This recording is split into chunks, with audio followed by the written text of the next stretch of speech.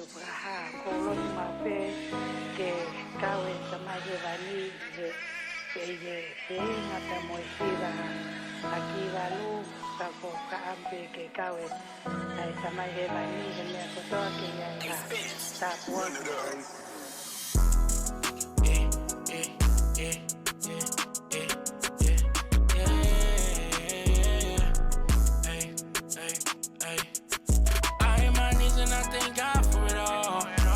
Brothers that I never get that call. Talking to my mama, I'm just thankful that she's still here. Cause there was times that I just felt I lost it all. Hey, Reezy telling me, hey, brody, keep grinding. But I can't lie, I feel like I'm just running out of time. Hey, do your thing, keep God first, it's timing. And when it's mine, then you better believe that we all on. Been out the way trying to get right for my brody on. When do we go? That's something that God would only know. I'll be on my own, I ain't on what they on. Tryna stack me up some dough, they need this shit, then we ball. Tell them it's on the floor, if they need it, it's gone. Yelling this for all the times we ain't had it at all. Tell them it's on the floor, if they need it, it's gone. I know it get hard out here, tryna make it off the block. Gunshots ring out the chop, got them singing la la la la la la. And you gotta keep it on you, it get hard. Posted on the block. Men and meters get to singing at your body la la la la. They got them singing la la la. I know it get hard out here trying to make it off the block. Gunshots ring out. I just asked the question. Okay. All right. So hello everyone, welcome into Buddha's Lounge, part of Everyday People, Pacifica chapter. We're going to get to our guests, the couple of mental health, mental stress, corporate America. I don't want to tell their story, but my man, don't look at me like that, right? I'm excited. All I know is that this guy's a good guy because he shows up at all of the community events and he gives with his heart. I've never met your wife before, so we're getting to know each other. But really quick, we got to thank some of our partners and sponsors that allow us to make this program possible. First and foremost, The Plug, our man Shane England out there, store Valley Fair Mall and Southtown Mall. 21 years or older, mycanaplug.com. If you're shopping online, $75 or more, get you free shipping.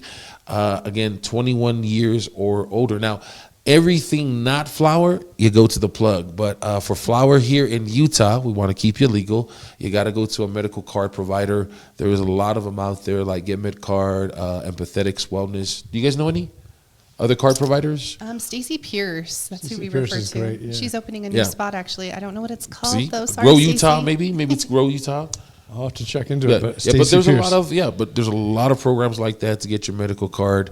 You got to be 21 years or older.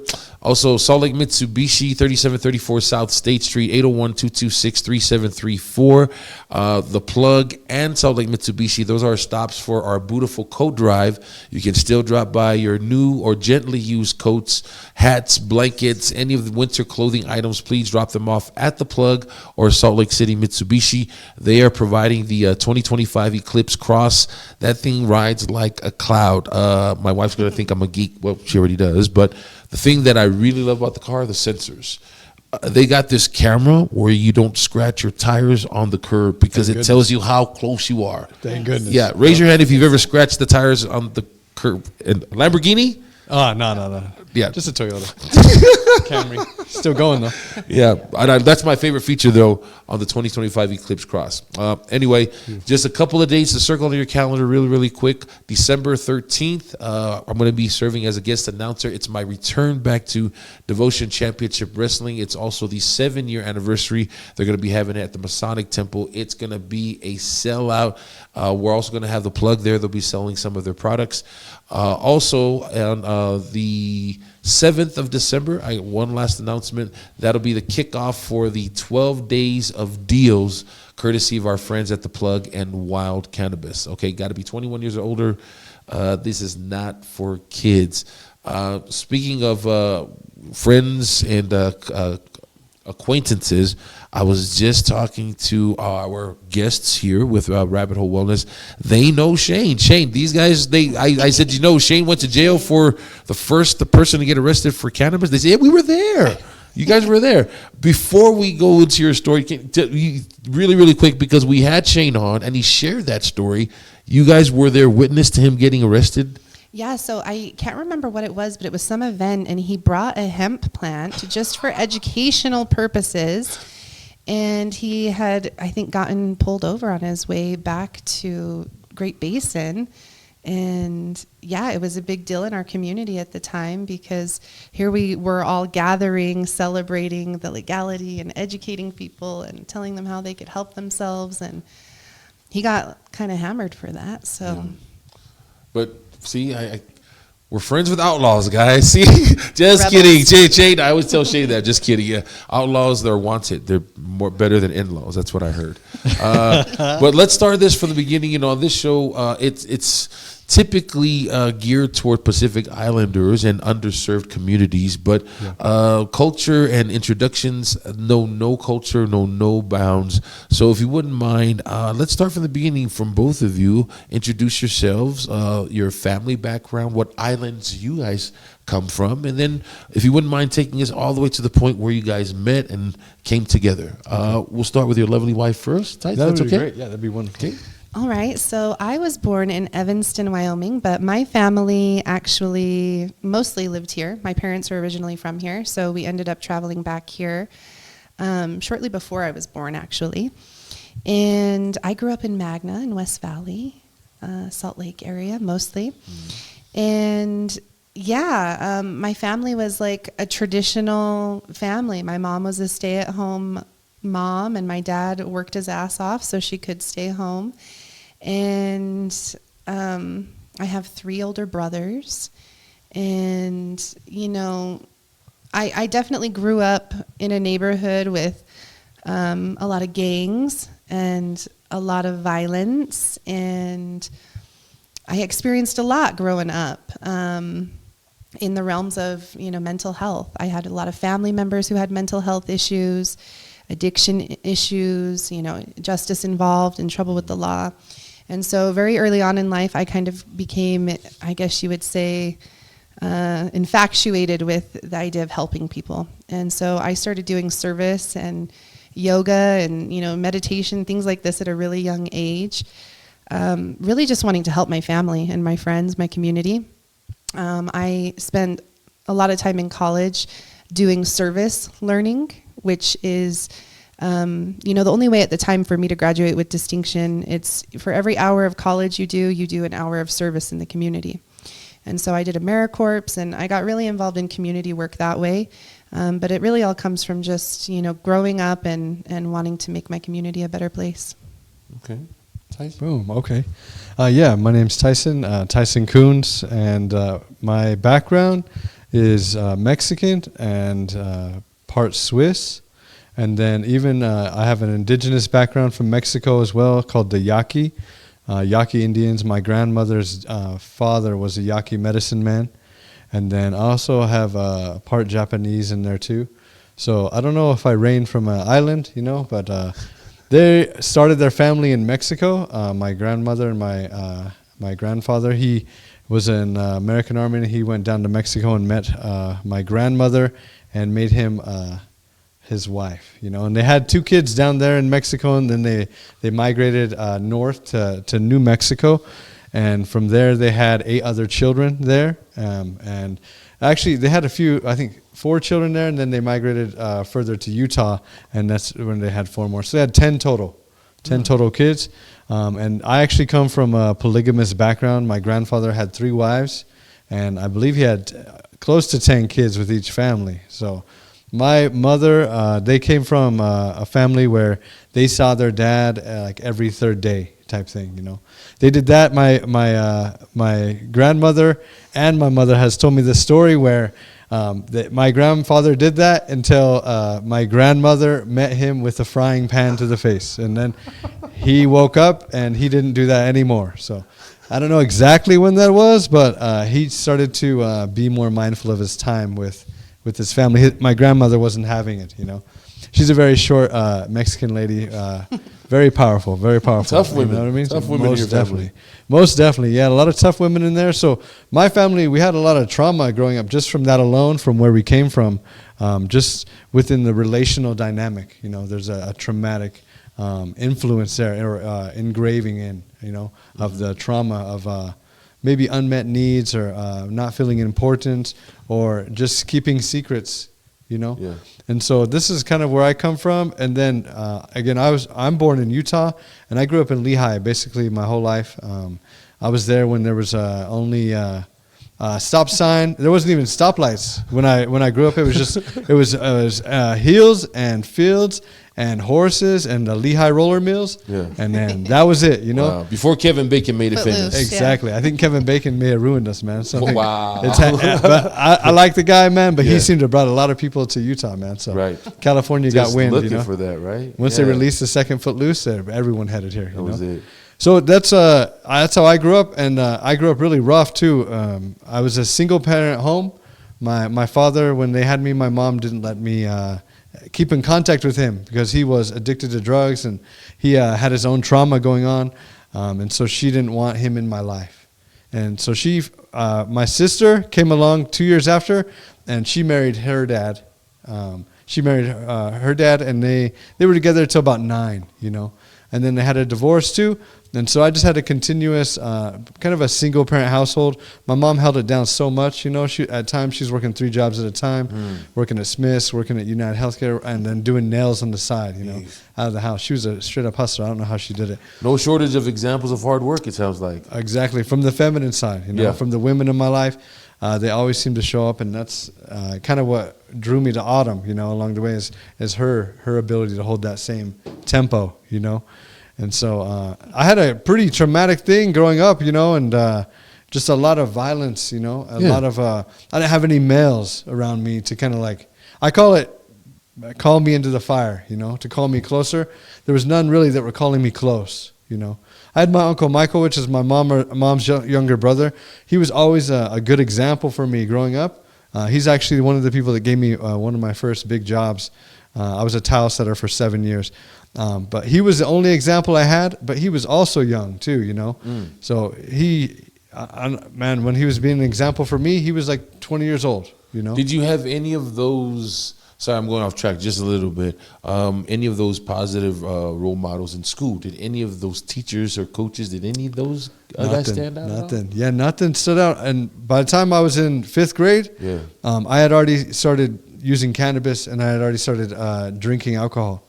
You know, the influences around me, I was in a neighborhood, it's 5th West, 500 West. We called it 5th West just because we were trying to be hard. We probably were. We were hard, you know what I mean? Yes, yes. And it looks like this, you know what I mean? 5th West. And so, but all my neighbor kids, they all had older brothers that were 2 or 3 years older. Except for me, I had a younger sister.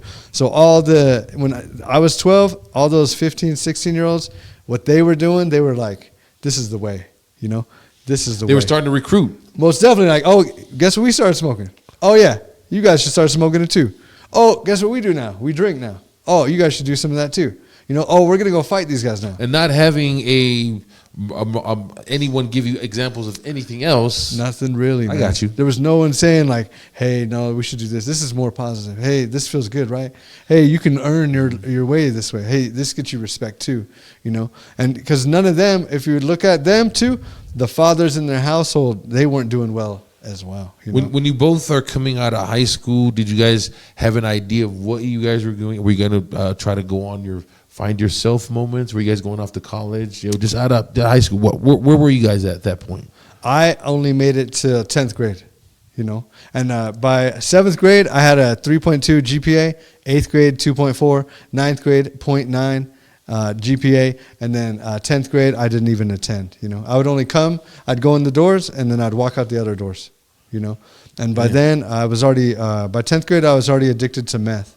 I was doing meth at such a high rate that I was probably 145 pounds from like 7th, 8th, 9th grade.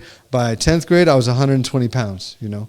I was very addicted to methamphetamines, and I was hurting people, robbing people, different things like that, just to be able to get the drug, you know, and just getting familiar with pawn shops. It was easy then. You take anything in there, I'm going to pawn that thing, and they wouldn't even ask questions. They just give you, you know, a quarter of what it's worth, and I didn't even think about other people's belongings in that sense, or what it meant, or the value of this. You were in it. I was 100% in it, you know. So I never made it through high school.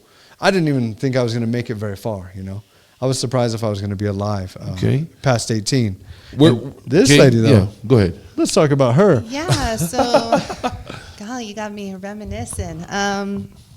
Let's see. So I actually was someone who, I had a dad, and I had two parents actually at home, and, you know, as many mental health issues and you know, violent issues that were in my neighborhoods and stuff, I really have them to thank because they kept me on track somewhat. And I graduated, I went to college, and I kind of, you know, I always make this analogy that I'm a rebel, but I came from a family of addicts and criminals. So what that meant for me is I rebelled against that. And because I had, you know, even though my parents always said, you know, do as we say, don't do as we do, you know, and for me, because I had a little bit of that rebel, I was like, I'm not going to be like them. So I was actually the first person in my family to go to college. I got a scholarship through Emma Luthane Foundation, which was the only reason I could have attended. So very grateful for that. And I went to, you know, Salt Lake Community College to start out, and that's where I got really involved in a lot of grassroots things like community food co-ops. I helped start some of those during my time there, and community gardens. And so I kind of took a different route than the rest of my family, and I got to be a little bit of the change that I wanted to see. And so Tyson and I have very contrasting stories. Yeah. I think it's beautiful too. I love it. I think it's a great moment to take a break here because these are your separate routes. Now, when we come back, I'd love to see where you guys meet at. The first question I'd love to pick up from is the name of your company together. Where did it come from, and how does it resonate with you? And maybe we should think about it as well. Is that okay? I love that. Okay, we'll pick up from there when we come back. Don't move muscle. In the meantime, enjoy some J-Book. Okay, we'll be right back.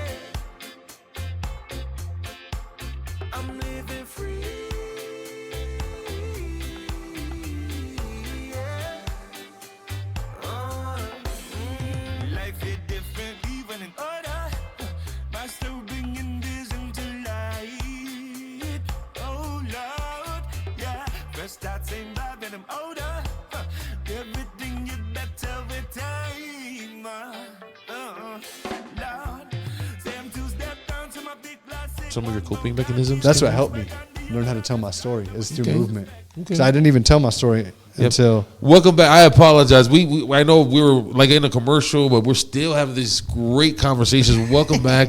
We're talking with, the Kunz. What's the last name? Kunz. Yeah, The Kunz. We're talking with the Kunz, the owners of Rabbit Hole Wellness.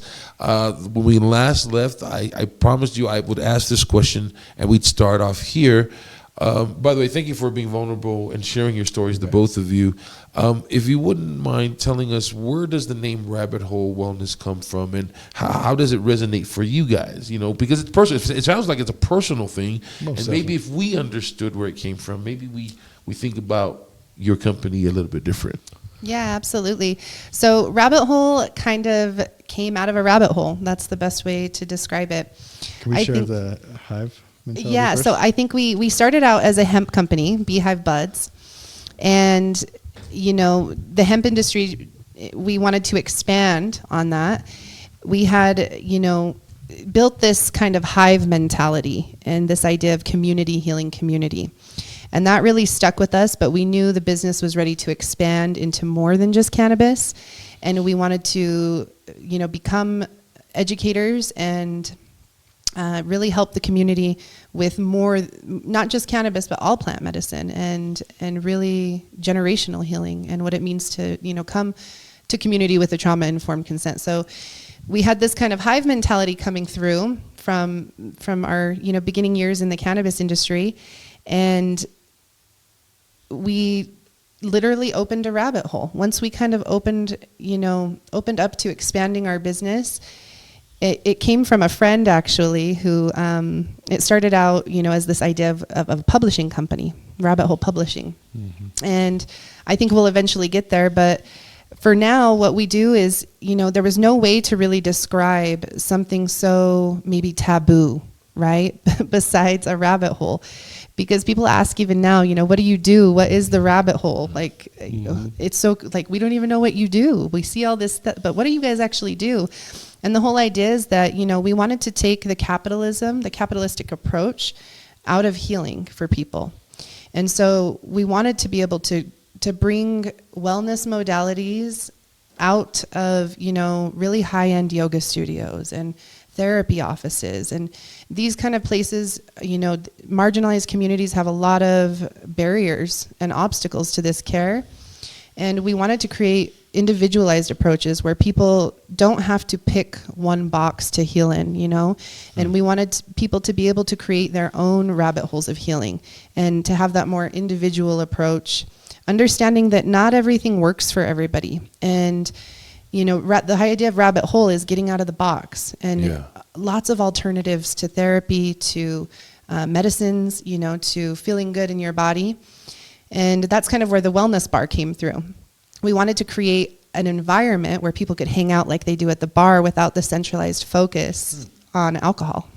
Is it am I oversimplifying it by saying you're granting access to some of these modalities or services that have been typically, historically, yes, you can say cut it. off? Like, okay, my wife introduced me to hot yoga. Okay. The first thing that I thought of wasn't about the clothes. It wasn't about. It was like, am I gonna see people that look like me? That was my biggest thing that I was worried about. Just because, in my experience, I don't know if people like me go to those things, right? Even a sauna or a steam room.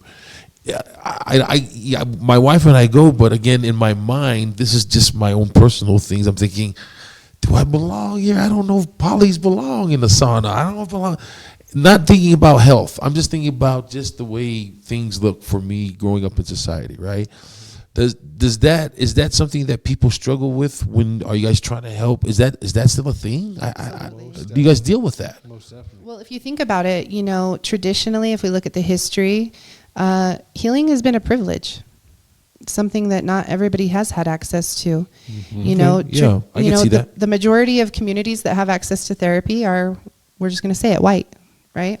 And so historically, as someone who is of a more diverse background, when you go into therapy offices or into yoga studios or into these places, there isn't a lot of diversity and there is a lot of privilege. And I think, growing up, that's the biggest thing is there was, this overall collective consciousness in my neighborhoods where it's like, we don't belong there. We're from the other side of the tracks. We don't get to do that. We're over here. And I think Tyson feels the same way. It wasn't a privilege in our lives, whereas maybe some people grew up with that. It's just, I don't know why this thought hasn't hit me before in my conversations with my wife, but when we talk about the mental and the wellness, I don't know. Now that I'm thinking about it, it's kind of like a trigger for me too. Now, as we're talking about it, walking up to a place where somebody said, I can go here and get some kind of help, whether it's meditating or whatever, and then I don't get the welcome. That I don't get that feeling like, yeah, I know you got a problem, and come on in here. I don't get that. I know you got a problem, but go somewhere else and find the cure. Go somewhere else to get the help. I've typically, and I don't know if that's, to be fair, if that's me putting that on me, or that's them putting it on me. You know what I mean?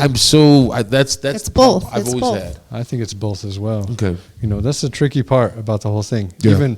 Even how I look and how I'm not pure white, and I'm not pure brown. I'm not all this stuff. So even I've had the same interaction growing up because I grew up with a lot of polys, right? And that's how I learned how to pop. Popping and stuff like that. But they were doing that with me, and immediately they'd be like, "Oh man, look at you're too skinny, bro. Get out of here. Get out. Oh, you're too skinny to do that with us." Yeah. And I'm like, "Oh," so I had to go through that the whole time. But at times they would welcome me too.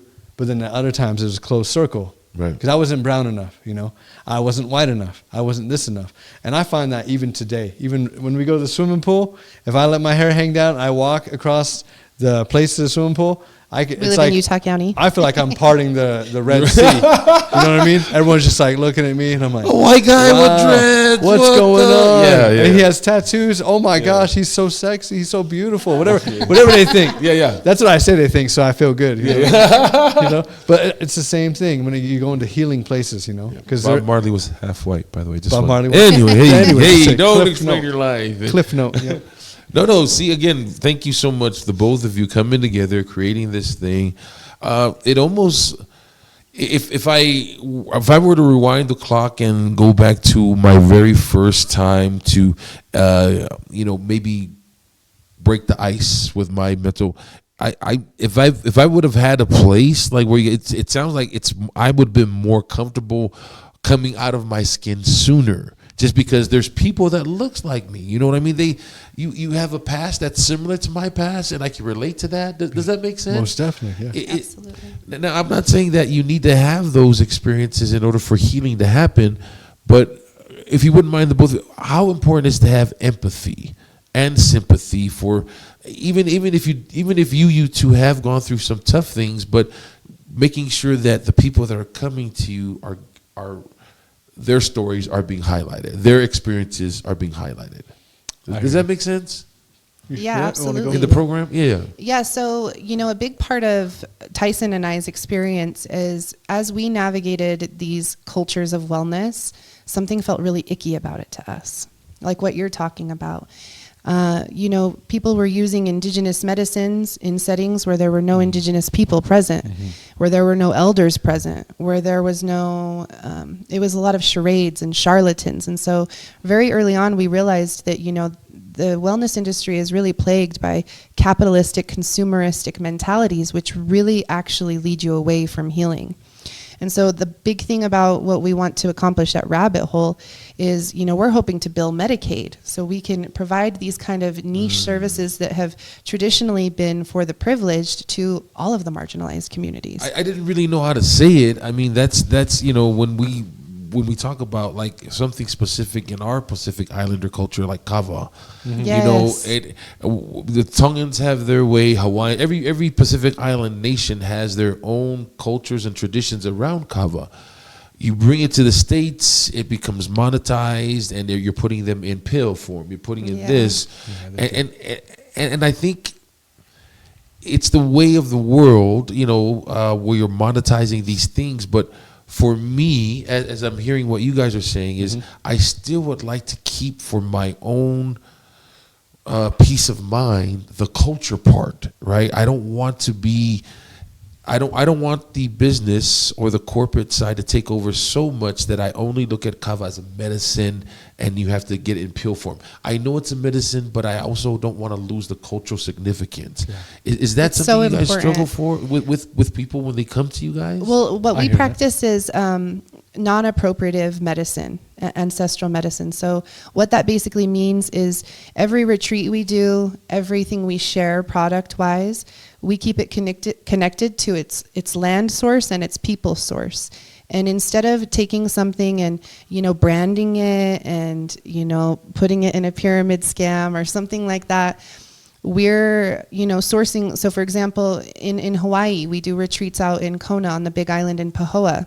And when we do retreats out there, we take people to the Native American Church of Hawaii to share their medicine. Wow.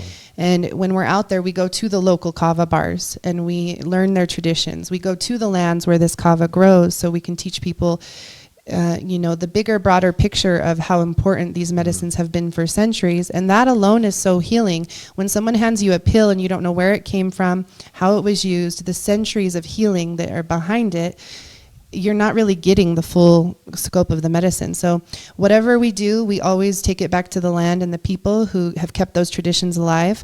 So we'll have like traditional kumus come and cook for us, teach us Hawaiian dance, teach us about the land, teach us about how they fought for it. And this is a part of what makes us different in, I guess, the world of plastic wellness. What are some, now when you guys are helping people, do they come in as a couple? Are you guys helping individuals? I mean, tell me a little bit about some of the modalities and the offerings at Rabbit Hole, if you will.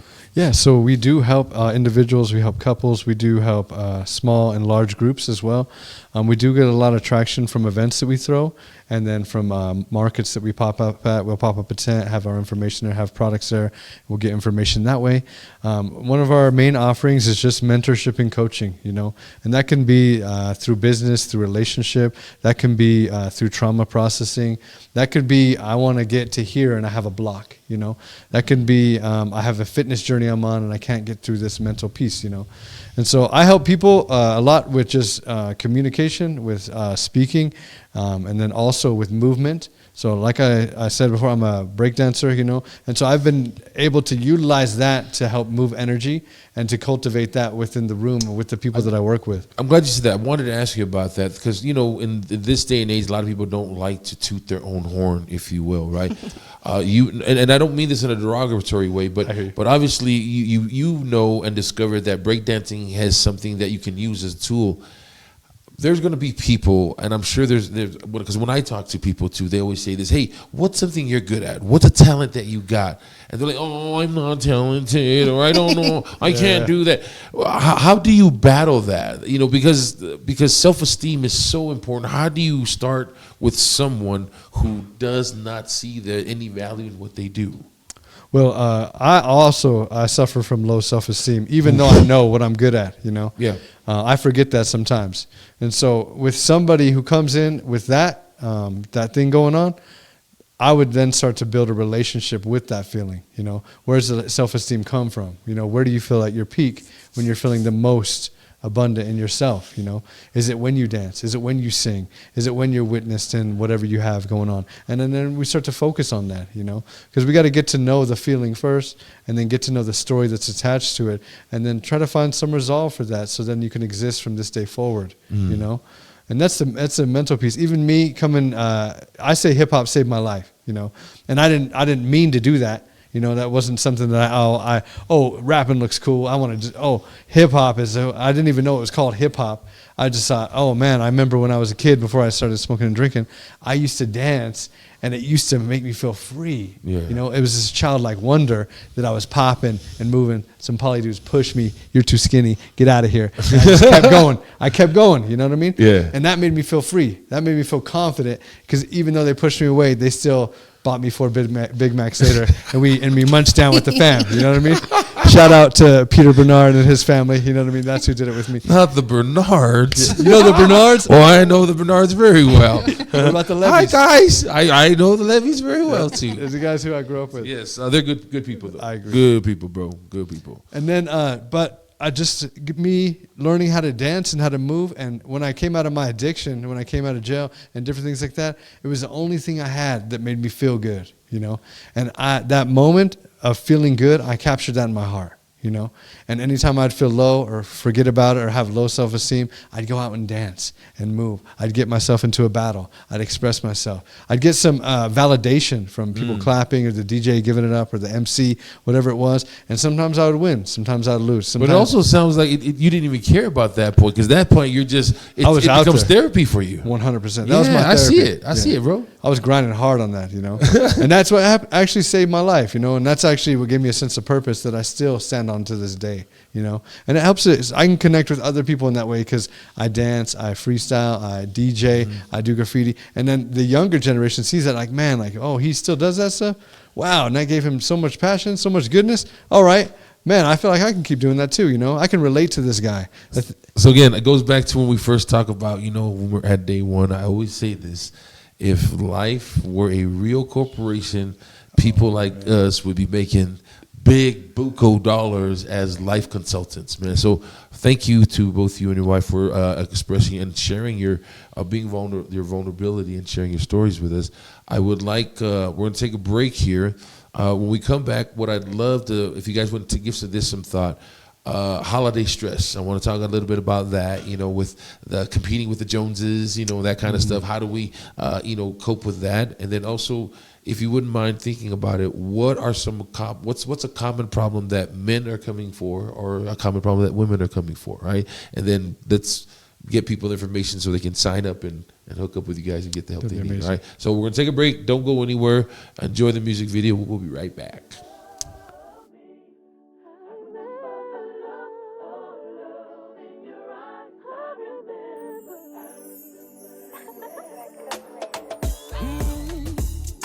From now you can hold my hand. Why me so good to be your man? I can take you to a promised land. My lady loves me for who I am. She the only one that understands me. Oh, how I love you, my baby. Yeah. I wanna love you, baby. I wanna love you, baby. When I said yeah, I wanna love you, baby. When I said yeah, I wanna love you, baby. I wanna love you, baby. I wanna love you, baby. I wanna love you, baby. When I said I wanna love you, baby. Oh yeah, yeah. I wanna love you, baby. Just know me if I miss you. I can't do this life without you. I'm my girl. You be the reason why you and me together. They can say what they like in. I don't worry 'cause everything's gonna be alright. There's so many modalities we offer. Welcome back in to Buddha's Lounge with the Everyday People. We are talking to Tyson and Autumn with Rabbit Hole Wellness. We were just, I'm so interested in what they're doing as far as helping people. I want to say again, if I were to start my mental health journey, I think I would love this kind of what you guys were ease it in. And maybe it's because your story and our past lives are similar. And I'm like, maybe that makes me more like comfortable. Does that make sense? It does. And honestly, me and you have been interacting for like 15 years now. I know, but isn't that crazy? You know what I mean? Your story, though. You know what I mean? Story too. Yep. I mean, yeah, you're a cool guy when you say hi, you're nice, and you got dreads, and I think you're you're only like the second friend on my list that has dreads. Oh, really? Yeah. Nice. I'd like to be the Junior second one. Miley has dreads, but he cuts it off all the time. Anyway, He's got to keep it going. You're in good company with Junior Miley. All right. We're talking to the owners and operators of Rabbit Hole Wellness. Please, I left you guys with a little bit of homework from our last segment. I just wanted to ask, what is common happening right now for women? What's something common that you guys are seeing? What's common with men that you're seeing? No names or anything like that, but is it stress for the holidays? Is it stress for keeping up with the Joneses? What can you guys tell me? Stress kills. That's what I was going on. Stress And kills. so, a huge part of what we do is helping people just gain awareness and mindfulness, because we are all doing things every day that impact our health. We just want to transition that into positive things that impact our health. And so a lot of what we do around, this time of year, especially with the holidays coming up, is just tap people into, the consciousness of the stress that the holidays can bring, and to say no, to really, I think people right now are struggling with the days are shorter. You have the seasonal depression kicking in, and we're not outside. We're not, biking and swimming. So to really be with the seasons. We use nature as a big part of everything we do. All of our products are natural. All of our retreats, all of our coaching programs, they're all meant to just tune you back into your own nature, because the body is self-healing. And if we're mindful and conscious of that, then we can stop putting the things in the way of the body's natural capabilities to heal itself. You guys have courses, you have classes, you have a lot of offerings. You were just telling me about something you got happening this Thursday. Give me an example. What's this Thursday that people can they still sign up? Yeah, people can still sign up. The event going on Thursday is called The Journey to Alignment. And this is going to include, are we doing cacao this time? So it's actually apple cider and blue lotus, which is a really relaxing tonic, tea. all natural, doesn't hurt your body, actually helps you and really helps you relax and de-stress, restore, rejuvenate. So we'll ground in a circle with a liquid, which is this beautiful tea that she's offering. And then we'll set our intentions, and then everyone will lay down, we'll guide them through breath work, and then a sound journey. If you know, right? People that are hearing and seeing, they're like, I want to sign up for that. If you don't understand, what is a sound bath? Yes, exactly. Do we take baths together? And I hate. I'm not trying to be facetious, but I have something. I would always say this to my kids. Explain it to me like I'm 5 years old. Most definitely. And I don't mean it like that, but I think it's just such a new thing still for me. Even though I'm hearing it, I would love to learn more. Break it down a little bit, please. Most definitely, yep. And then, again, once we ground it with the drink and tie ourselves into the circle, this is just, it's kind of an indigenous practice for everyone to feel like they can take up space. So that at the beginning is just so everyone can say their name and their intention, and we pass it. We pass it. We pass it until everyone feels heard and seen. Then from there, we just either sit down, lay down, and we get to where we can close our eyes. When we close our eyes, we're going to be guided with Autumn's wonderful voice on this beautiful breath work that's just to bring oxygen in through the nose and then exhale completely from the mouth. In doing so, we're going to reset our nervous system.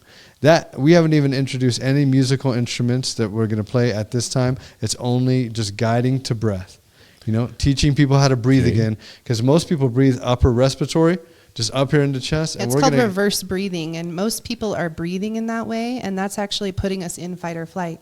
So we're really teaching people about their own bodies and the tool of the breath, which can really dictate your whole nervous system. Would it be, let's say moms and dads out there say they can only take one class. This is the class they're going to take. Can we say, if you are stressed out of your mind, you have tried everything else, give this a shot? Yes. Is this safe to say that? People use it for sleep. People use it for stress management. People utilize it for weight loss. Because stress has a lot of implications in our body, and sound healing has been proven by science now to penetrate our cells, to reset our nervous system. There's a lot of people who, going to a therapist and talking about their problems doesn't really help them. But to sit and feel what they have to feel, that helps them.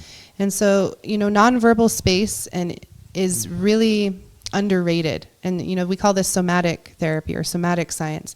But it's this idea, kind of like what Tyson said about he used to express himself with violence. When we don't know how to express ourselves properly, going and sitting in a chair and expressing ourselves for an hour once a week, it's not really going to, help us. So we need to feel what we're going to feel. We got to have stress, Sorry, I'm this little kid in the back of the room. I already want to raise my hand. I got to ask, I got to ask because, you got it. In my culture, in Pacific Island cultures, the men, they, I could tell my dad, he's no longer with us, but I remember telling my dad about mental issues, and he's an educated man. I mean, he went to college, got degrees, and still he would say, I would say stuff like, I'm sad, and he'd be like, well, stop being sad. That's enough. I'm like, I can't just, yes, you can. I mean, maybe there's something there to power the mind, but if I'm just now understanding that I might have some trauma, people out there. Yeah. What's the first step? Help me walk you through, make it easy for people that are at home watching right now. They might hear you guys say, yes, this is for you if you're stressed out, but let's give them a plan of action. What is my first step? I'm listening right now. I know that I'm the one that you two are talking to. What's my first step to get me there? Honestly, the first step is reaching out. And just Ask the way for help. Just the way that you told your story and you having the realization and saying, what do I do with this? That's the first step, And then to put yourself in a situation where when you take that first step, you have someone on the other side that can say, I hear you, I understand. That makes sense, I hear that. I feel that, And then we can take the next step, which would be, You know, what is your relationship to Getting sadness? curious. Is it okay to be sad in your mind? You know, how do you feel in your heart? If Bro, you're sad? the first thing that you said that caught me that I didn't hear before, maybe they said it before other people in your positions, the both of you, but that maybe they said it before and I didn't catch it. After you've been seen and heard, right? You when you said that, if for some reason it just clicked in me. I'm like, wow, that's important. That's validation right off the bat. Yeah. That I remember when I was a kid, I didn't get any of that. I didn't get a whole lot of that. You Most know, definitely. looking for validation through violence or whatever it was, right? Man, I think I'm just feeling that, bro. Heading back to the conversation about privilege, our parents often didn't have these privileges that we now have. They didn't, they never knew that their whole lives of someone honoring their feelings, right? And then real quick, young Leroy that was sad, he was, what he was looking for from his dad was what I just offered. As I hear you. Yeah. I can feel that. I get sad, I get sad sometimes too. Well, this isn't about me, but just if it can help somebody. Yeah. My wife and I talk about that. I share with her.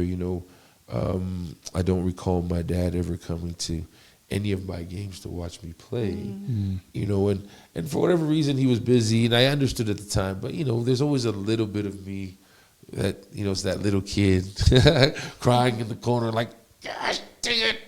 You missed my double. Whatever it is. But I think I don't know what it is, but I found some way to either block it or to move past it where it doesn't cause me harm anymore. Does that make sense? It does. It sounds like that's a lot what you guys do with people. You try to help them figure out those tools, coping mechanisms, whatever it is, and it'll be stuff that'll stay with them the rest of their lives. I want to take one last break. Do we have time to take one more break, or are we at what? We're at that time. Sorry, that means we're wrapping things up. Let's do this. Tell us about any of your events, how people can sign up. Okay. What's upcoming? How do we follow you? All that stuff. This is the wrap up. This is the plug. All right. This plug segment. Yeah. So follow us on Facebook at rabbithole.wellness, a Rabbit Hole Wellness Bar and Rabbit Hole Wellness. Instagram is rabbithole.wellness. You can follow _ Pachamama Medicine right here. She's amazing. And at ShootFreshTK on Instagram. And you can give us a call. You can come and on our website, rabbithole.love. If you go to the facilitator side, you can actually book a free 15-minute call with Autumn or myself. And then you can actually sign up for some of our programs there too. Real quick, we have an event, Women's Somatic Circle, coming up tomorrow from 6:30 to 8:30. All women are invited. You don't have to do anything but just show up. You can send a Venmo to reserve your spot. But we usually have room, we never get to 25, 30. We haven't been there yet. Careful what you wish for, buddy. Maybe this time. Challenge to everybody out there, go sign up. Make him regret his words. We'll navigate. If that happens, we'll be able to navigate efficiently, I promise. And then, like you said, Thursday is a Journey to Alignment. That's from 6:30 to 8:30 as well. And then December 14th, we have, is that our wellness summit? Yeah, so at Junction Dance Studio, a collaborating business that we're working with to create community space, we have our Family Wellness Summit. So that's one that the whole family can come out. A lot of the times families have a hard time getting to wellness because, let's just face it, kids make it difficult. But this is an event where everybody can come. We have space for all of you. And then, like Tyson mentioned, we have a full wellness bar, apothecary, all kinds of things from peptides and cacao, lots of energy alternatives, alcohol alternatives, relaxation tonics, elixirs, all kinds of stuff like that. So if you're wanting to bring wellness into your holidays, which I highly suggest you do, come by our store. We're in Sandy, just right across from the Sandy Amphitheater.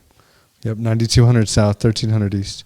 And then, are we doing shout-outs, or what should we do? Of course. Yeah, whatever you want to do, yeah. We're going to give a shout-out to my mom and our kids that are watching right now. So thanks, Manuela and Lux and Hi, babies. Vincent. You mean you're a tough mom? Tough mom. Can you imagine what your mom would do if I didn't let you say hi to her? Exactly. No, you already told She'd me. come right over here right frying now. pan and all. No. And then Tyson's Papa mom's D. always welcome. Sorry. Papa D too. And then shout out to Day One, all the Day One members out there, really influential and powerful for me. Thank you for always showing up for me. And then who do you want to shout out? I want to give a shout out to Rockin' Horse. We recently started taking our rabbit hole over to this the most beautiful stable in Alpine. And we're bringing equine therapy and sound therapy together there. And we're really excited about that. We did our first event last Saturday. Yeah, so if And then we there's have any another one horse coming up lovers in out there, January. we've even got wellness for you. Well, Tongans love horses. They sure do. Polynesians love horses. We love them. Yes, we do. We do love them. We love them. To ride them, or Wait, we love them. No. We love them. That's all I said. We love them. Anyway, We got him on that one. yeah. Sorry. I'm going to pay for that one later. Thanks, hon. Look, thank you so much for coming onto the show. Thanks for having us. Being vulnerable and showing people that, look, whatever you're going through, there is light at the end of the tunnel. There really, really is. They're life experts. You guys have been through it. Some of the toughest things that any human can go through, and now you're using it as lessons. So thank you so much. In closing, we like to have some fun with such serious topic matters. Dun, dun, dun. If the both of you could be fruits, what kind of fruits could you be and why? I would definitely be a coconut. Okay. I think I would, because I love coconut water. It's like the best thing ever.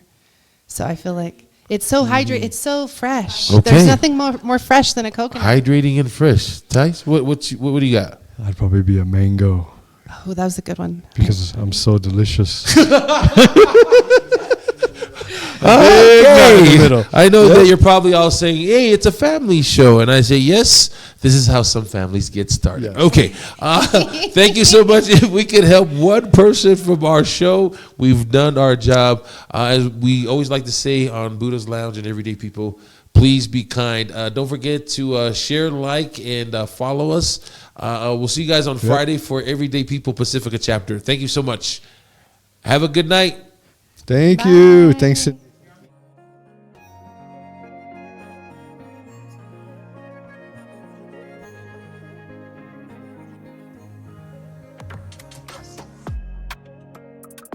I've been down this road before I find myself. But like it was a one-way street that led me to hell. Thought I could pick myself up every time I fell.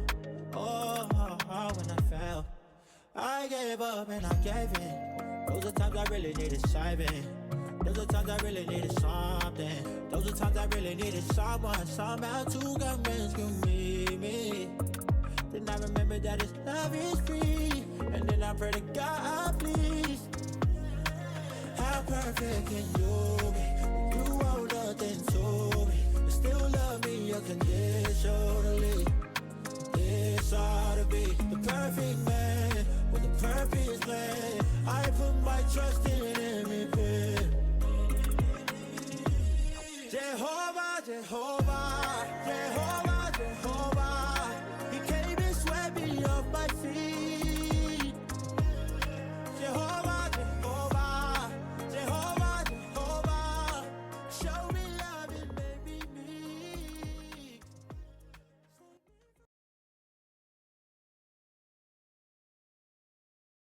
meek.